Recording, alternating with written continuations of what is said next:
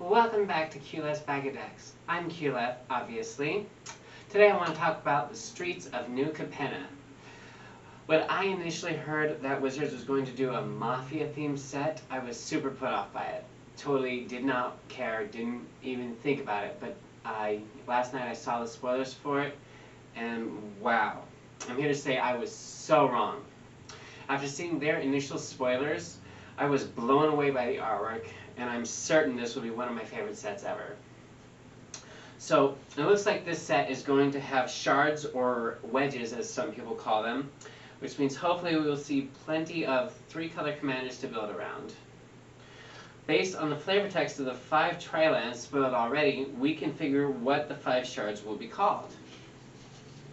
Let's start with the Jun-colored land. It's called Zayatora's Proving Ground. Its flavors text says, restless riveters can always find a sparring partner in the sprawling Trezza warehouse. So after having read that, we can see that the Jun shard is going to be called the Trezza Mafia, I guess. Next we have the Grixis colored land, which is called Xanders Lounge. Its flavor text says, Maestros agents can lie low in high style at the opulent Shadow Hostel. Based on that text, we can see that the Grixis shard is the Maestros. It's interesting to see that in the image we see that the word Shadow Hostel is capitalized. And I'm kind of wondering if that's got some significance later on that maybe we'll see spoiled or something. After that, the Bat-colored land is Spara's headquarters. Its flavors text says, to most, the Neato Sanctuary is an office complex. To the brokers, it's a vault of secrets. Now clearly the Bat color chart is Neato, but you'll notice that the word brokers is capitalized as well. I guess that means it's a proper noun, maybe a group within a group, not sure really here. Next up is the Esper colored land called Ravines Tower. The flavor text here reads, the Obscura's cloud spire dominates the skyline. Its eye a beacon of progress that sees all. The Esper Mafia seems to be called Obscura.